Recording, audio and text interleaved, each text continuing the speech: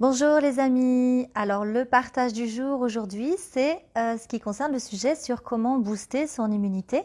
Alors il y a beaucoup de questions là-dessus, que ce soit de la part de mes stagiaires ou des gens qui communiquent avec moi.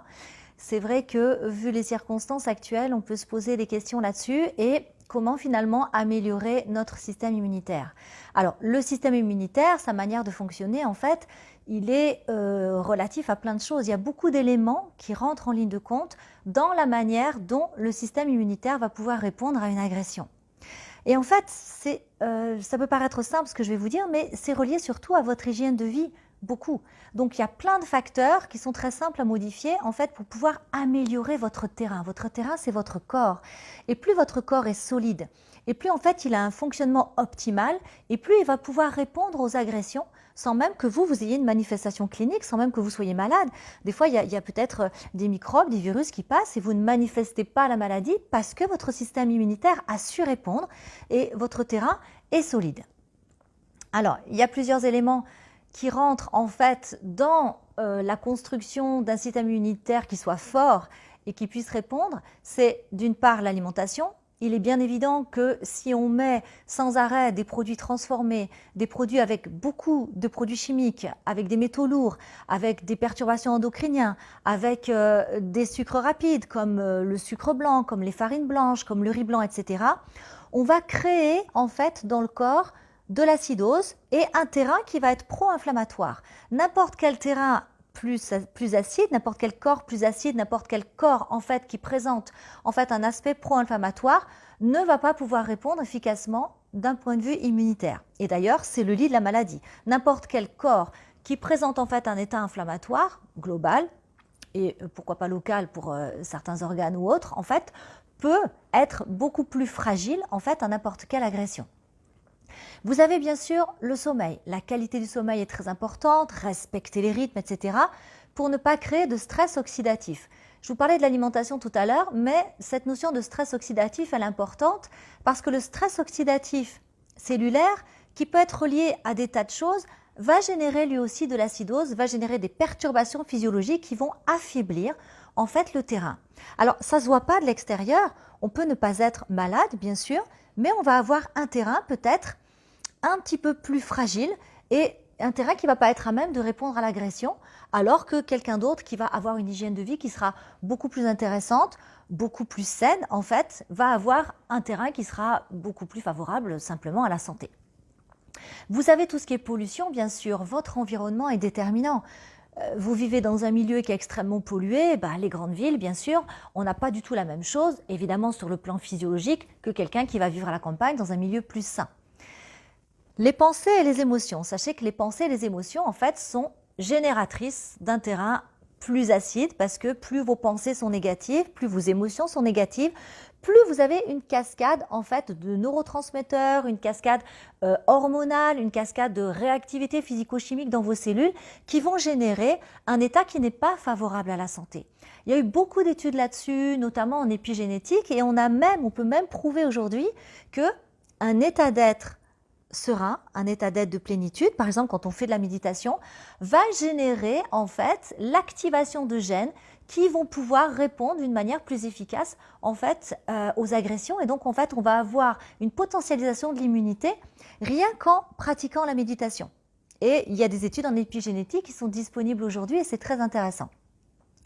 Vous avez aussi bien sûr qu'est-ce que vous faites avec votre corps physique. L'exercice physique, en fait, il y a tellement de bienfaits à l'exercice physique. Quand vous regardez un corps est taillé pour l'action. Regardez les muscles, regardez les articulations, les bras de levier, les tendons, les ligaments, vous êtes fait pour l'action. Un jour, j'ai un de mes amis qui était ostéopathe qui m'a dit « mais la pire chose que tu puisses faire pour ton corps, c'est le canapé ». Et le canapé, non, ce n'est pas une bonne idée. Le corps est fait pour bouger. Et en fait, tout ce que vous allez sécréter comme toujours pareil, des neurotransmetteurs, des hormones en fait qui vont modifier l'état physico-chimique de vos cellules, quand vous faites du sport, mais les bienfaits sont énormes. Et en fait, vous allez pouvoir amener un équilibre différent quand vous assainissez un petit peu le corps de cette manière-là. Alors, on a parlé de l'alimentation, on a parlé des pensées, des émotions, on a parlé du sommeil, on a parlé de ce que vous faites avec votre corps physique et il y a aussi l'équilibre professionnel, il y a aussi les relations sociales, les relations affectives. Et tout ça, ça crée un équilibre, si vous voulez. Si vous avez un job où vous n'êtes pas bien, ben, vous allez émettre quelque chose à l'intérieur en termes de pensée, d'émotion, qui va être de la contrariété ou se sentir obligé ou pas être à l'aise. Des fois, il y a beaucoup de charges, il y a beaucoup de tensions dans le travail qui font que vous allez encore avoir ce fameux état d'acidose. Et bien sûr, l'équilibre affectif qui est très important, si ça ne va pas dans votre couple ou si vous êtes seul et que ça vous pèse, etc. Voilà, tout ça, si vous voulez, ça va contribuer à votre équilibre intérieur. On ne peut pas dire que l'immunité, c'est qu'une partie. L'immunité, en fait, c'est le résultat de beaucoup de facteurs de vie qui font partie de votre manière de vivre, qui font partie de votre hygiène de vie, qui font que vous allez pouvoir améliorer largement l'immunité. Et encore une petite chose qui est très importante, c'est la respiration. La plupart des gens sous-respirent. J'utilise cette expression parce que c'est important. Vous vous rendez compte, toute la journée, vous avez juste ventilé un petit peu. Vous n'avez pas déployé vos poumons. Vous n'avez pas déployé toute votre cage thoracique. Et quand vous respirez d'une manière ample, quand vous faites des ventilations profondes, en fait, vous allez stimuler le nerf vague.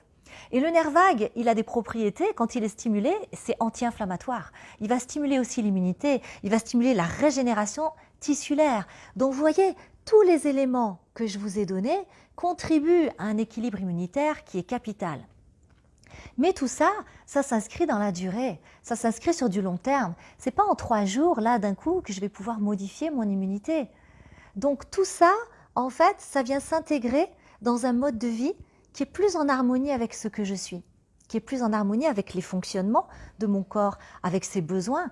Et si je veux vivre en pleine santé simplement dans mon corps et bénéficier en fait de tout le potentiel physique que je peux avoir, tous ces éléments sont vraiment très importants à modifier parce que c'est peut-être pas si compliqué que ça. Alors c'est vrai que l'environnement, ça peut être un petit peu plus dur parce qu'il y a votre travail et vos obligations, mais tout le reste, on peut, bien sûr. Alors, je vous invite à vous poser des petites questions sur tout ce que je vous ai dit, comment vous, à votre niveau, faites votre petit état des lieux. Ben, du coup, qu'est-ce que je peux modifier? Est-ce que je peux améliorer ça? Est-ce que je peux finalement modifier ça? Et voir un peu comment vous pouvez trouver un meilleur équilibre dans votre corps. Et les clés d'une bonne immunité, elles sont là aussi. Je vous remercie de votre attention. Prenez soin de vous. Et puis, je vous dis à très bientôt. Je vous embrasse. Au revoir.